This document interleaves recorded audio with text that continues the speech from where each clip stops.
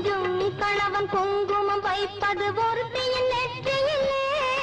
அந்த குங்குமம் வைத்தவன் சங்கமமானது இருவர் நெஞ்சினிலே. ஈருயிர் என்றும் போருட தன்னில் இருந்திட வழியுண்டோ? ஒரு முகத்துக்கு இரண்டு விழிகளை வைத்த இயற்கையில் தவறுண்டோ?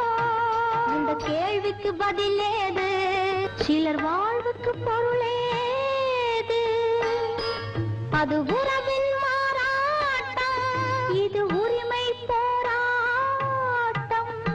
நகை மன்னன் கோவிடி கண்ணன் ருக்மணிக்காக, அவன் சொல்லாங்குழலில் உள்ளோம் மயங்கும் கண்மணிக்காக.